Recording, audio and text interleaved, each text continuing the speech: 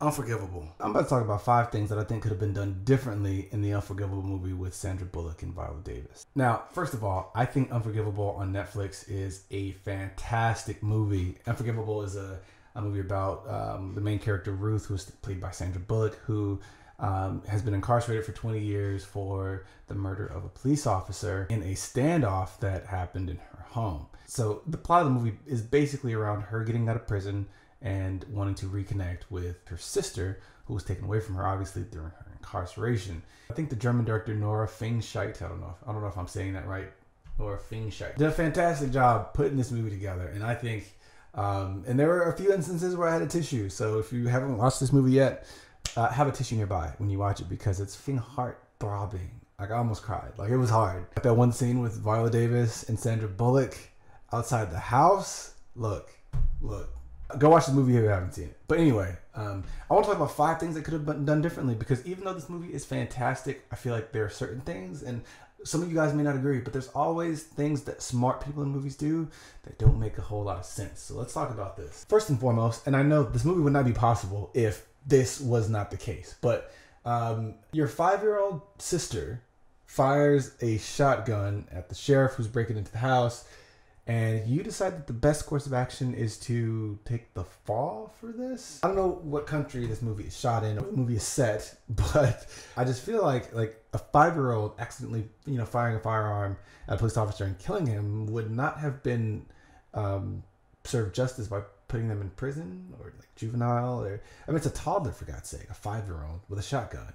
They don't know any better. I think at the very least, it would have been like mishandling of a firearm, depending on what state you live in, but it wouldn't have been punishable by 20 years. Like, that makes no sense to take a murder charge for 20 years. And we'll get to that in a sec. But you take a murder charge for 20 years for a 5-year-old who it was an accident, and take the fall for that. That doesn't make sense. So I don't agree. Number 2, and it kind of goes hand in hand with number 1, is how do you only get 20 years for shooting a police officer in your home? It makes no sense. A police officer comes to your house to evict you. Like, a police officer knocks on my door, I answer the door, he walks in, I shoot him dead, and I only get 20 years? That makes absolutely no sense. I don't understand that whatsoever. Number 3, I feel like the cheating spouse, the sibling situation I feel like that storyline was a little forced. Actually, no, scratch that. I feel like that storyline was very forced. It doesn't make sense, right? You've got the hobgoblin brother who's telling the okay brother, who has obviously a wife and a kid and all that. He's like, yo, we gotta go get this woman who killed our father 20 years ago, and I haven't been able to get over it. And then it's like, hey, we don't need to do that. Like, don't fucking leave the girl alone. Then all of a sudden he starts looking into it, and then the hobgoblin brother is like cheating with his wife, and he's like, oh, well, I got nothing else to live for, let me go kidnap the girl. Like, that, come on, bro, seriously?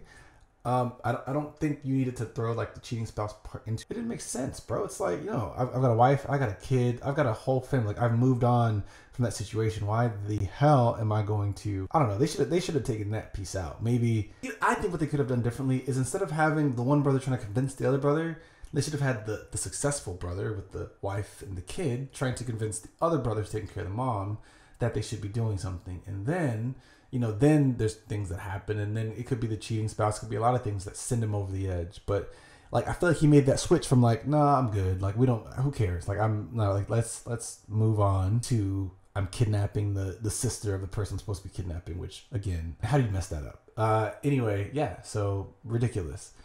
This movie could have done well without that piece. Number 4. First of all, if a stranger comes to your house and is just staring at your home like a deranged psychopath, you don't invite them in to come and take a look at your wife and your kids and in your house. Like, you don't do that. What? You say, no, get the hell off my property. Like, if you need help, I can help you, but I'm not gonna invite you into my home with my children. What are you thinking? And Viola Davis's character is like, black people don't play that shit.